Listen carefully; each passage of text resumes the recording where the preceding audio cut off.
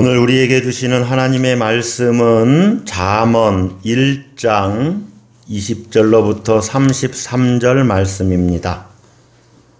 잠언 1장 20절로부터 33절까지의 말씀입니다. 교독하겠습니다. 지혜가 길거리에서 부르며 광장에서 소리를 높이며 시끄러운 길목에서 소리를 지르며 성문 어귀와 성중에서 그 소리를 발하여 이르되 너희 어리석은 자들은 어리석음을 좋아하며 거만한 자들은 거만을 기뻐하며 미련한 자들은 지식을 미워하니 어느 때까지 하겠느냐. 나의 책망을 듣고 돌이키라. 보라, 내가 나의 영을 너희에게 부어주며 내 말을 너희에게 보이리라. 내가 불렀으나 너희가 듣기 싫어하였고 내가 손을 폈으나 돌아보는 자가 없었고 도리어 나의 모든 교훈을 멸시하며 나의 책망을 받지 아니하였은즉 너희가 재앙을 만날 때에 내가 웃을 것이며 너희에게 두려움이 임할 때 내가 비웃으리라. 너희의 두려움이 광풍같이 임하겠고 너희의 재앙이 폭풍같이 이르겠고 너희의 근 슬픔이 임하리니 그때 너희가 나를 부르리라. 그래도 내가 대답하지 아니하겠고 부지런히 나를 찾으리라. 그래도 나를 만나지 못하리니 대저 너희가 지식을 미워하며 여호와 경외하기를 즐거워하지 아니하며 나의 교훈을 받지 아니하고 나의 모든 책망을 없인 여겼음이니라. 그러므로 자기 행위의 열매를 먹으며 자기 꾀에 배부르리라. 어리석은 자의 퇴보는 자기를 죽이며 미련한 자의 안일은 자기를 멸망시키려니와 오직 내 말을 듣는 자는 평안히 살며 재앙의 두려움이 없이 안전하리라. 아멘. 1800년대 중반에 가난한 아일랜드 청년 하나가 미국으로 이민 가기로 결심하고 그간 벌어놓은 모든 돈을 모아서 간신히 3등칸 배표를 하나 샀습니다. 식사비를 낼 돈이 없어서 빵 몇 개를 사서 대서양을 횡단하는 동안에 이제 그걸로 식사를 해야지 하고 그렇게 배에 올랐습니다. 조금씩 아껴서 먹었지만은 오랜 시간 대서양을 건너야 했기 때문에 빵이 부족했어요. 그래서 그는 바다를 항해하는 내내 굶주림에 시달려야 했습니다. 도착 전날에 그는 큰맘 먹고 식당으로 갔습니다. 이제 마지막 식사는 남은 돈을 다 털어서 번듯이 한번 먹어봐야지 하고 식당으로 간 것입니다. 식사를 다 마치고 돈을 내밀었어요. 그때 웨이터가 이상한 표정으로 쳐다보면서 식사는 무료입니다. 운임에 포함되어 있습니다. 라고 말을 했습니다. 여러분, 이 아일랜드 청년의 입장에 여러분이 섰다면 여러분 어떤 생각을 여러분 하셨겠습니까? 아이고, 그런 줄도 모르고 내가 며칠 동안 쫄쫄 굶었구나. 아이고, 무식한 놈. 식비가 뱃삭에 포함된 줄도 모르고 하면서 자조 섞인 말을 하면서 어이없어 했을 거예요. 여러분 같으면. 저도 마찬가지죠. 예. 여러분, 이 이야기는 다름 아니라 인생을 살아가는 우리들의 이야기입니다. 하나님이 주신 인생이라는 배를 타고 삶의 바다를 항해하는 모든 사람들의 이야기예요. 예. 그런데 그 중에 누구는 식당에서 제공하는 음식을 잘 먹으면서 행복을 누리면서 이 바닷길을 건너가고 있고 누구는 그것도 모르고 한편에서 한쪽 구석에서 쫄쫄 굶어가면서 가고 있는 거예요. 자기가 가난한 것을 원망하면서. 요즘 우리 사회는 그렇게 먹을 것이 없어서 굶는 일은 거의 없을 정도의 부를 누리고 있는 사회입니다. 그만큼 우리나라도 잘 살게 된 덕을 보고 있는 것이죠. 그런데 더 중요한 것은 이제 이 정신적인 굶주림을 겪고 있는 사람들이 너무나 많다는 거죠. 그래서 100만 명이 넘는 실업자들이 있잖아요. 직장을 잡질 못해서 오랫동안 직장을 구하는데도 직장이 없는 사람들은 낙심해 있어요. 절망해 있어요. 사회를 비평하고 비난합니다. 그러면서 자신감을 잃었어요. 또 활력을 잃었습니다. 그래서 영적으로 정신적으로 너무 피폐해져 있어요. 이제 어떻게 살아가야 될지 막막합니다. 이것이 정신적인 기아 상태지요. 뭐 단지 밥을 못 먹어서 그런 것이 아닙니다.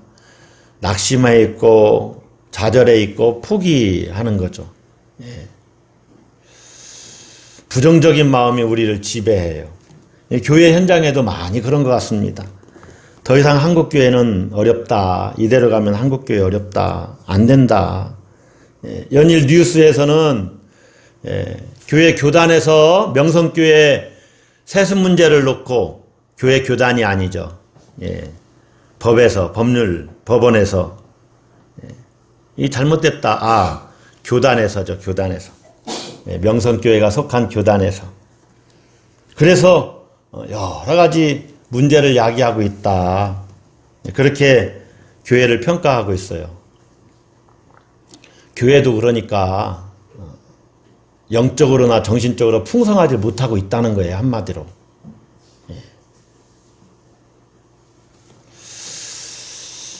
그런데 사람들은 지혜 있게 자신이 세상을 살고 있는 거라고 착각을 하고 있습니다. 지금 85세이고 1990년도와 91년도에 제1대 문화부 장관을 역임했고 이화여대 교수였고 지금은 명예교수지요. 언론인이자 문학평론가인 이어령 씨가 많은 책들을 썼지만 그 중에 지성에서 영성으로 라는 책을 썼습니다. 그런데 그렇게 지성을 추구하면서 정말로 세상의 학식을 다 가진 듯한 그분이 왜 지성에서 영성으로 라는 책을 썼고 그가 왜 예수 그리스도를 믿는 그리스도인이 되었는지 그가 이렇게 말을 했어요. 내가 신앙을 갖게 된 직접적인 이유는 세상의 그 무엇으로도 해결이 안 되는 갈증을 느꼈기 때문입니다. 그렇게 똑똑하신 분이 그분 말씀하시는 거 들어보면은요, 우리나라 역사와 세계 모든 지성을 다 갖고 계신 것 같아요. 술술술술 나오지요. 그런 분이 무슨 갈증을 느낍니까? 얼마나 높은 지위에 많이 올랐는지 몰라요.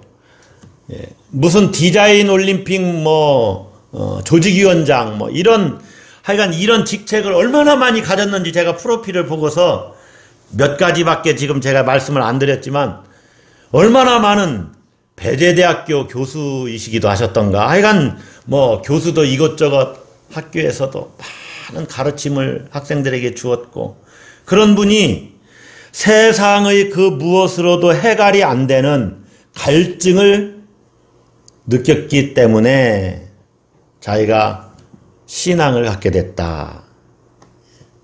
물론 그의 딸 이민아 목사가 아버지가 신앙생활을 하기를 엄청나게 권면했고 그렇지만은 또 먼저 세상을 떠난 슬픔을 이어령 그분이 가지고 있습니다. 그런 것들도 있을 수 있겠죠. 그러나 정말로 이 채워지지 않는 내적인 그 무엇으로도 채워지지 않는 내적인 갈증이 그에게 있었다는 거죠. 여러분, 세상에 그 무엇으로도 채워지지 않는 갈증이 예수님께로 가면은 해결됩니다. 할렐루야. 예. 이 물을 마시는 자마다 다시 목마르려니와, 수가성 여인에게 이야기하는 거예요. 이 물을 마시는 자마다 다시 목마르려니와.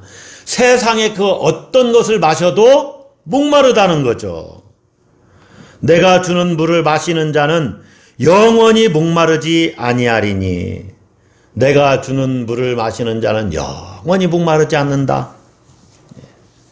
예수님께로 가야만 해결함을 받는 그러한 인간 존재의 채워지지 않는 동굴이 있어요. 우리 내면에. 그런데 사람들은 자신이 지혜가 있어서 자기 뜻대로, 자기가 원하는 대로, 자기 생각대로 살면 그 생수를 얻을 수 있으리라고 생각을 합니다. 그래서 그렇게 살아가요. 예.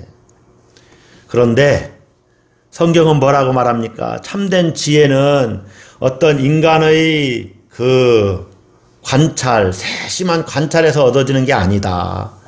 세상사에 대한 지식에서 오는 것이 아니다. 사람들의 가르침에서 오는 것이 아니다. 이렇게 이야기를 합니다. 그러면서 한마디로 하나님이 주시는 지혜가 바로 참된 지혜다. 그래서 하나님 경외하기를 가르쳐요. 그래서 성경이 이렇게 말하죠. 오직 여호와를 경외하는 것이 지혜의 근본이니라.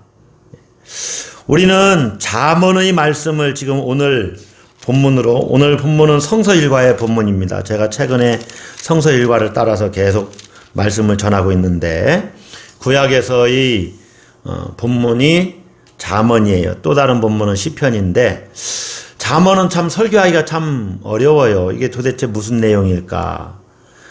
오늘 저는 특별히 23절의 말씀에 포커스를 두고 여러분과 같이 말씀을 나눕니다. 어쨌든 잠언은 지혜서입니다.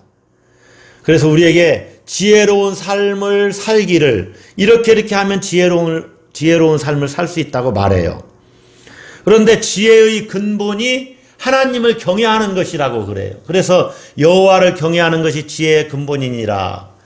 이 경외한다는 말을 잠언에서 쭉 찾아보면 좋은 내용이 많이 있지만은 이런 말씀이 있어요. 여호와를 경외하는 것이, 따라서 한번 하겠습니다. 생명의 샘이다. 물이 펑펑펑펑 솟아나는 샘인데 거기에서 생명이 나오는 거예요. 여호와를 경외하는 것이. 또 여호와를 경외하는 것이 사람으로 생명에 이르게 하는 것이라. 이런 말씀이 있어요. 여호와를 경외하는 것이 사람으로 생명에 이르게 한다는 거예요. 이 경외한다는 말은 영어로는 fear입니다. fear. 두려워하다, 그런 뜻이 담겨져 있는 단어예요. 그러니까 하나님을 두려워하는 것이 생명의 샘이여 사람으로 생명에 이르게 하는 거예요. 두려워 벌벌 떠는 것이 아닙니다. 하나님을 지극히 위엄이 있는 광대하신 그런 분으로 여기는 거예요. 그분 앞에서는 어떤 존재도 숨길 것이 없고, 그래서 두렵지요. 여러분, 우리 자신의 모든 것을 다 하나님이 알고 계시다. 모든 것을 다 이렇게 들춰내서 다 아신다. 얼마나 하나님 앞에 두렵습니까? 나는 이 부분은 감추고 싶은데 하나님이 다 아신다는 거예요. 그래서 하나님 앞에 자기를 조심하고 또 조심하면서 두려움을 갖는 거예요. 그래서 하나님을 공경하고 그의 말씀에 순종하면서 사는 삶, 이것이 하나님을 경외하는 거죠.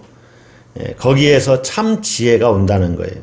그런데 세상 사람들은 어찌된 일인지 하나님 경외하기를 싫어해요. 지혜 없이 살아요. 여호와 경외로부터 진정한 지혜가 시작된다는 것을 성경은 분명히 이야기하는데, 세상 사람들은 하나님을 경외하는 삶을 살질 않아요. 지혜 없이 살아요. 가르치지 않아서 그런 것이 아닙니다. 20절, 21절을 보면 지혜는 기회 있을 때마다 소리쳤어요. 지혜가 길거리에서 부르며 광장에서 소리를 높이며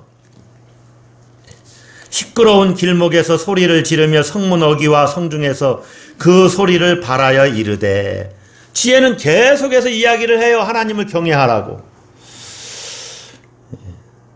사택에 들어가는 그 정원 앞에 천사의 나팔꽃이 하나가 활짝 폈어요.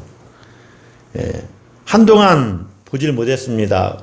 예전에 우리 교회에 올라오는 계단에 양쪽에 화분에 그 천사의 나팔꽃이 크게 있었잖아요. 그런데 씨앗이 그쪽으로 바람을 타고 날아갔는지 거기 심은 것 같지가 않은데 천사의 나팔꽃이 활짝 폈어요. 제가 그랬어요. 하나님, 참 나팔꽃이 크기도 합니다. 엄청 크잖아요. 나팔꽃이. 그 천사의 나팔꽃을 보면서 제가 나팔을 불고 다녀야 되는데, 복음의 나팔을 불고 다녀야 되는데, 그런 생각을 해봤어요. 여러분, 지혜가 열심히 나팔을 불어요. 하나님을 경외하는 것이 지혜의 근본이고, 그것이 생명의 샘이고, 그것이 사람으로 생명에 이르게 한다. 사람들이 많이 모여있는 곳을 일부러 찾아다니면서 여호와를 경외하는 것이 지혜의 근본이라고 많은 사람들이, 선지자들이 그 진리를 선포했습니다. 그런데 사람들은 이 지혜의 외침에 귀를 기울이질 않아요. 오히려 빈정거리고 멸시하고 지혜로부터 배우는 것을 거부했습니다. 그 이유가 뭔가? 그 이유를 29절에서 이렇게 말합니다. 한번 같이 읽습니다. 대저 너희가 지식을 미워하며 여호와 경외하기를 즐거워하지 아니하며, 여호와 경외하기를 즐거워하지 않았다. 지혜를 멸시하고 빈정거리고 배움을 거부하면서 22절에 있는 어리석음을 쫓아가고 거만하고 지식을 미워하고 미련하게 행동을 해요. 그 이유가 바로 29절 본문에 있는 말씀대로 여호와 경외하기를 즐거워하지 않았기 때문이에요. 우리말 즐거워하다라는 히브리어 바카르는 원래 choose, 영어로 말하면 선택하다, 그런 뜻이 있어요. 그러니까 여호와 경외를 선택하지 않았다는 거예요. 즐거워하는 정도 차원이 아니라 선택도 안 했다는 거예요. 여호와 경외하기를 선택하지 않고 자기 뜻대로 살아가기를 선택하는 거예요. 거기에 생명이 있는 줄 알고. 그러니 지혜의 외침이 들릴 리가 없지요. 아무리 하나님을 경외하면 하나님께서 지혜를 주시고 모든 삶에 풍성함을 주시고 아무리 얘기를 해도 인간은 타락한 본성 때문에 하나님의 말씀 듣기를 거부해요. 그리고 자기가 주인 노릇을 하는 겁니다. 여러분, 정말로 예수를 믿으면 예수 믿기 이전에 내 삶과 예수 믿기 이후의 내 삶의 영적인 상태를 한번 잘 살펴보세요. 예수 믿기 이전에도 어려운 때가 있었고 예수 믿은 이후에도 어려운 때가 있었지만은 그래도 소망을 갖고 힘을 내면서 살아갈 수 있는 이유는 주님이 함께 하시고 주님이 내게 도움을 주시고 채워주시고 공급하신다는 믿음이 내게 있기 때문이 아닙니까? 하나님이 그리고 그 위기를 극복할 힘을 주시지요. 또 세상을 보는 눈이 열렸어요. 통찰력이 생겼어요. 그래서 이제 지혜롭게 살 방법이 생겼어요. 그런데 그 하나님의 은혜를 거부하고 자기 멋대로 자기 뜻대로 사람들은 살아가요. 그렇게 하면 될 줄로 알고. 그런데 이 지혜를 거부한 결과가 뭐냐면은 성경은 이렇게 이야기를 합니다. 31절에 보면 그러므로 자기 행위의 열매를 먹으며 자기 꾀에 배부르리라. 자기 행위의 열매를 먹고 자기 꾀에 배불러요. 이게 진짜 배부르다는 얘기가 아니에요. 메시지 성경을 보면 이 부분을 더욱 실감나게 번역을 했는데 이런 얘기입니다. 네 스스로 무덤을 팠구나. 이제 거기 누우라. 지혜를 거부하는 삶은 스스로 무덤을 파고 거기에 눕는 거예요. 다시 말하면 파멸이요, 죽음이요, 퇴보요, 멸망이에요. 어리석은 자의 결과예요. 결말이에요. 그래서 성경은 끊임없이 여기에 지혜가 있다고, 하나님을 경외하는 데 지혜가 있다고, 너 그렇게 살면 안 된다고 이야기를 합니다. 그것이 바로 희망이에요. 어리석은 자는 퇴보와 죽음, 멸망을 선택하지만 아무런 희망이 없는 것이 아닙니다. 아직 희망이 남아있어요. 그것은 지혜의 책망에 돌아서기만 하면 되는 겁니다. 그래서 23절 보십시다. 23절 다 같이 읽습니다. 나의 책망을 듣고 돌이키라. 보라, 내가 나의 영을 너희에게 부어주며 내 말을 너희에게 보이리라. 23절 말씀을 여러분 가슴에 좀 담으셔야 돼요. 나의 책망을 듣고 돌이키라. 하나님께서 회개하라고 우리를 부르시는 겁니다. 사람들로 하여금 내 책망을 듣고 좀 돌이켜라. 여기에 생명이 있다. 여기에 평안이 있다는 거죠. 30절에도 오직 내 말을 듣는 자는 평안히 살며 재앙의 두려움이 없이 안전하리라 그랬죠. 나의 책망을 듣고 돌이키는 자가 평안을 누리고 안전하고 안정감을 가지는 그러한 삶을 산다는 것입니다. 나의 책망을 듣고 돌이키라. 이것은 하나님이 우리를 회개의 자리로 초대하는 거예요. 회개의 자리로 우리를 부르시는 거예요. 너 돌이켜야 된다. 여러분, 이것이 가장 위대한 초대입니다. 가장 우리 인생에 있어서 값진 초대예요. 여러분, 우리에게 어떤 초대장을 누가 선물로 줬다고 합시다.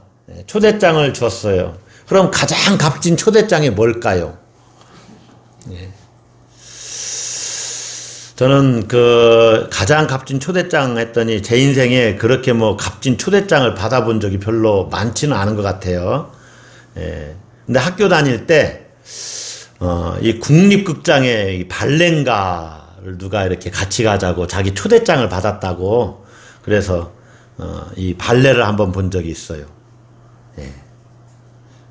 아마 좀 국립극장 같은 데는 예술의 전당 이런 데서 그런 거 공연 보는 건 좀 비쌀 겁니다.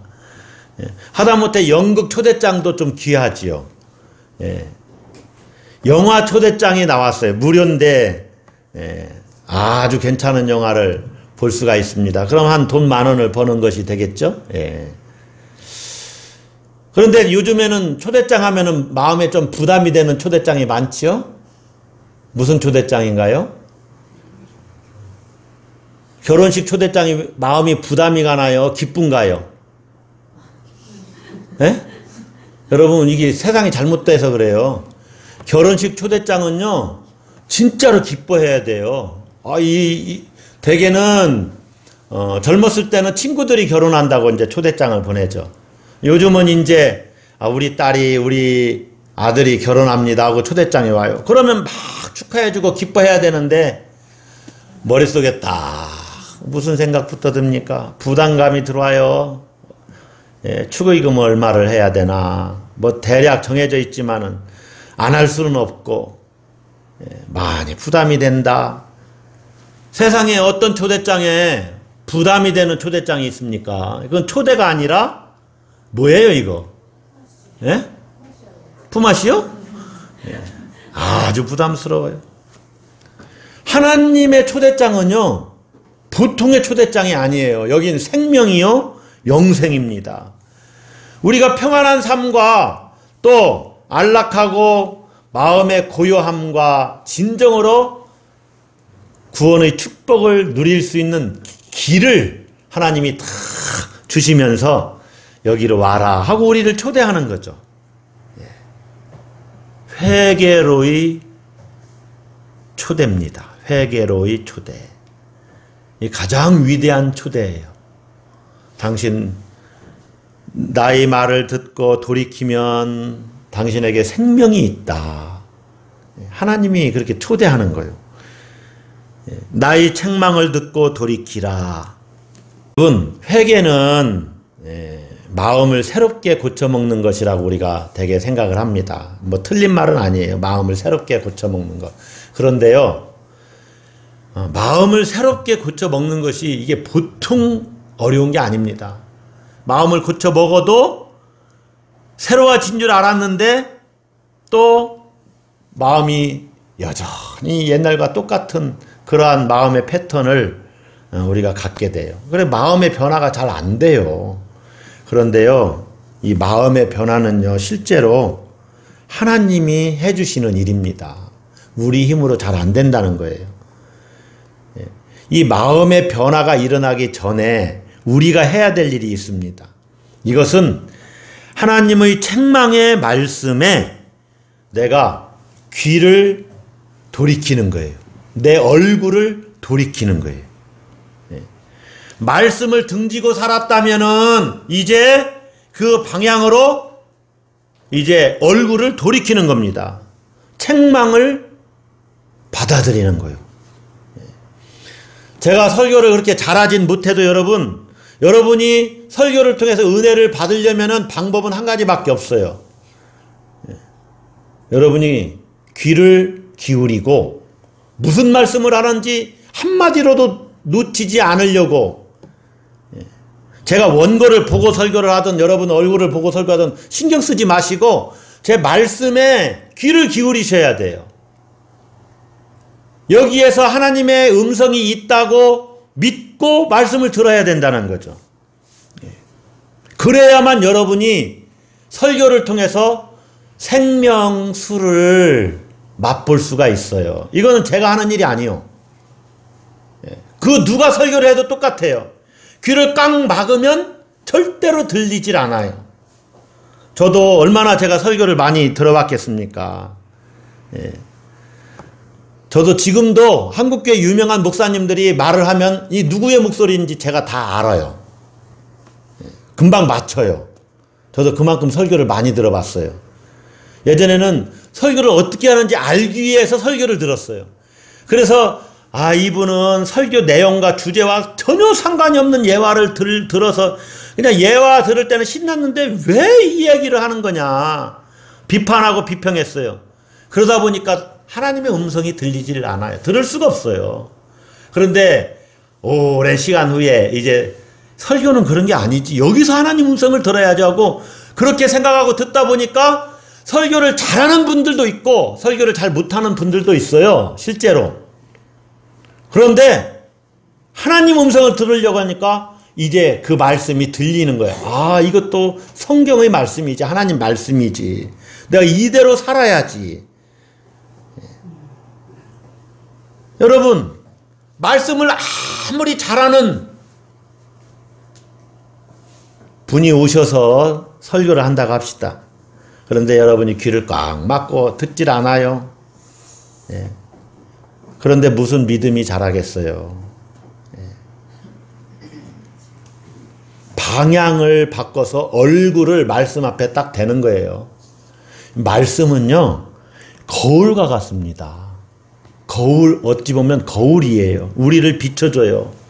그리고 우리를 비추면서 거울 저쪽에 주님이 함께 나를 바라보고 있음을 보게 돼요. 말씀으로 자기를 자꾸 닦아야 돼요. 제가 하나 말씀을 드릴게요. 한 수도사가 자기 수제자와 함께 길을 떠났습니다.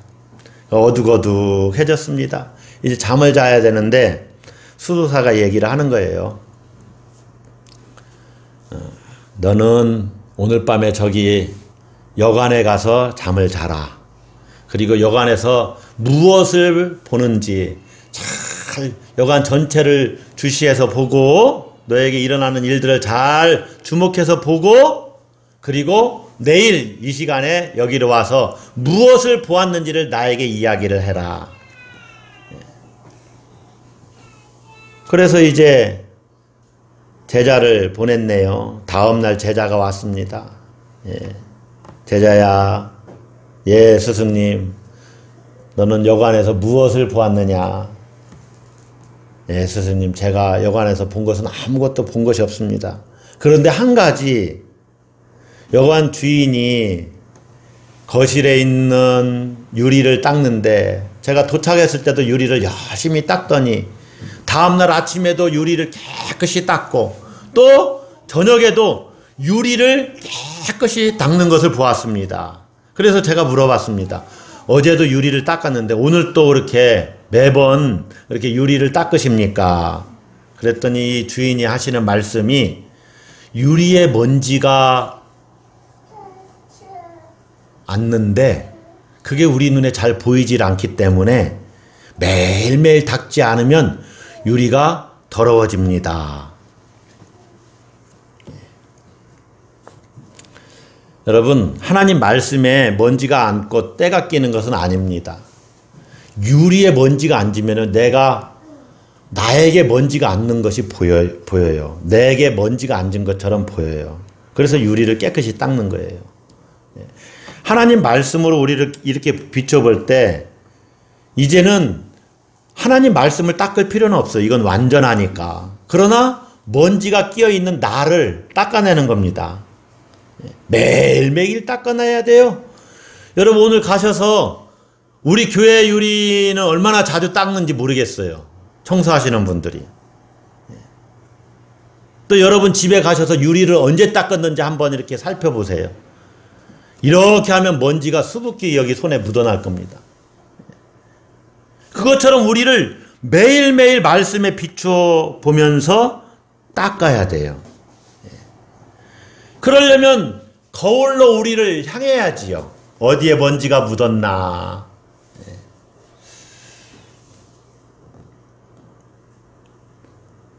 회개는 그런 겁니다. 얼굴을 돌이키는 거예요. 말씀 앞에 나의 책망을 듣고 돌이키라. 그 다음에 변화가 오는 겁니다. 오늘 본문에도 나의 책망을 듣고 돌이키라. 보라 내가 나의 영을 너희에게 부어주며 하나님께로 우리 얼굴빛을 쫙 향하면 하나님 말씀으로 우리의 얼굴빛을 향하고 듣기 시작하면 이제 하나님의 영, 성령을 부어주신다는 거죠. 그러면 성령이 우리 안에서 무슨 일을 하시냐? 우리를 조금씩 변화시켜 주셔요. 마음의 변화를 일으켜 주십니다. 성령 강림절에 베드로의 설교에 마음의 찔림을 받은 사람들이 물었죠. 우리가 어찌할꼬? 베드로가 이야기합니다. 너희가 회개하여 각각 예수 그리스도의 이름으로 세례를 받고 죄 사함을 받으라. 그리하면 성령의 선물을 받으리니.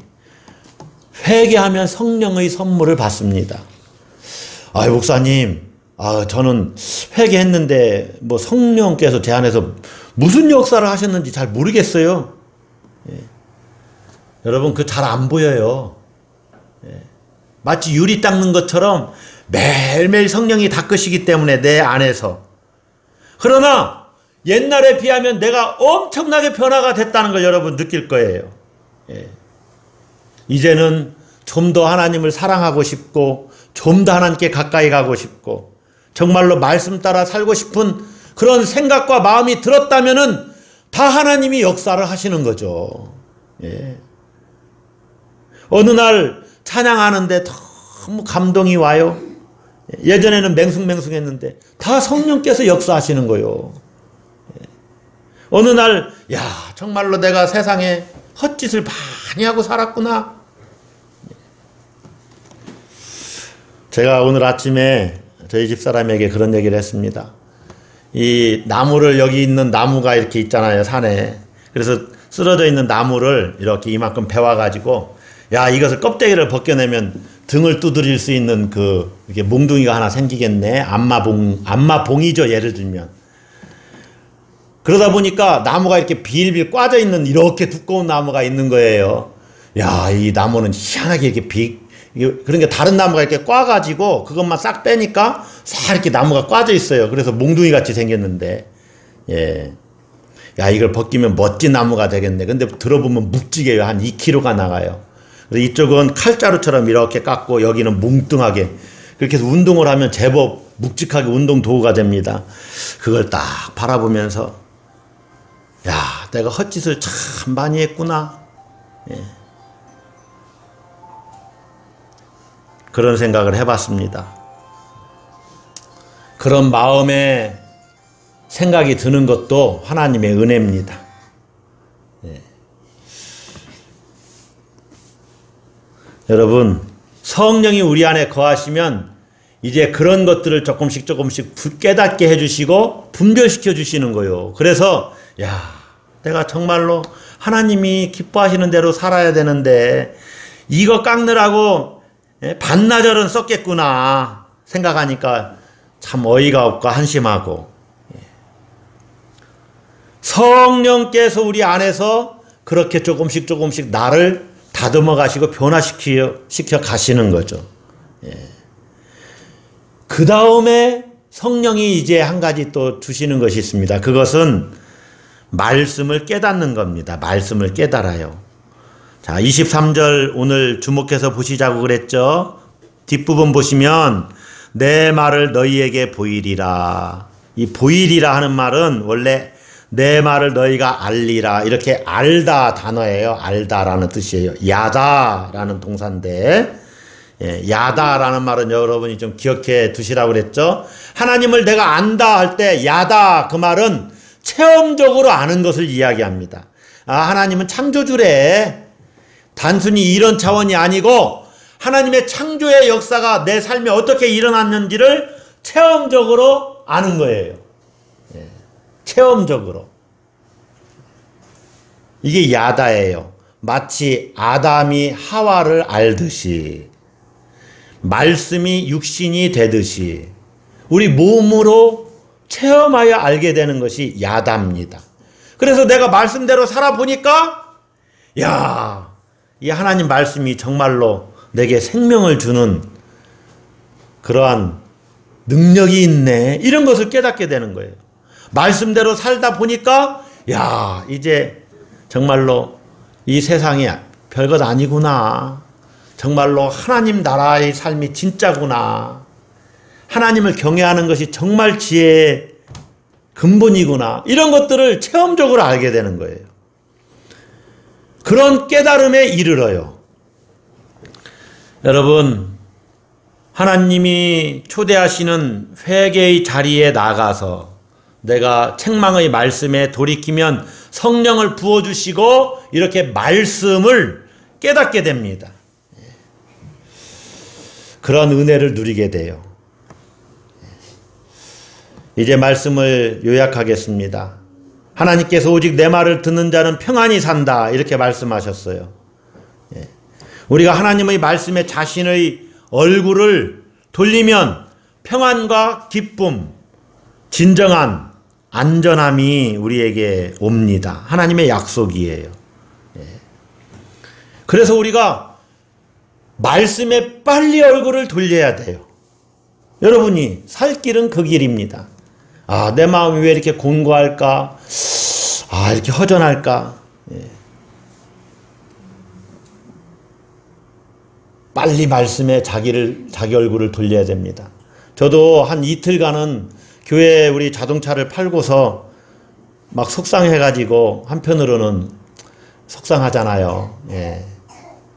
그래서 좀 허전하고 조금 공허감이 몰려오더라고요.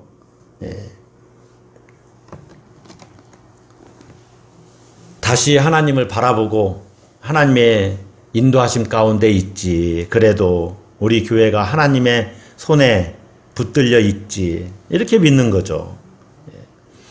여러분, 하나님의 말씀에 돌이켜야 되는데 저도 이렇게 가끔 기도해요. 하나님 이 땅에 회개의 영을 주세요. 교회, 한국교회에 회개의 영을 부어주세요. 우리에게 회개의 영을 부어주세요. 이 말이 맞는 말이면서도 여기에는 약간의 오류가 있어요. 왜냐하면 회개의 영이 임할 때까지 그러면 나는 회개하지 않겠다는 말인가? 이런 의미가 약간 내포되어 있다는 거죠. 회개의 영을 부어주시면 감사하고 성령께서 회개할 마음을 팍 주셔서 생각나게 하시는 것 감사하죠. 그러나 내가 날마다 말씀 앞에 나를 돌이켜보면서 바라보면서 내가 잘못하고 있는 것이 뭔가, 내가 회개해야 될 것이 뭔가를 먼저 찾아보는 그러한 열정이 또 우리에게 있어야 됩니다. 회개는 책망의 말씀 앞에 스스로 얼굴을 돌이키는 것입니다. 그러면 성령을 부어주셔서 하나님께서 이제 말씀을 깨닫게 하셔요. 살아나는 역사를 그래서 주시는 것입니다.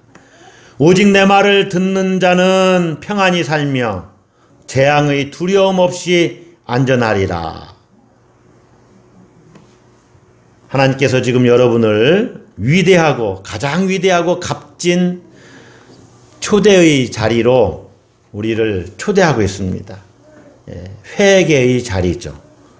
하나님께서 여러분을 회개의 자리로 초대해요. 그리고 살 길을 제시하십니다. 여러분은 어떻게 반응하시겠어요? 기도하십시다.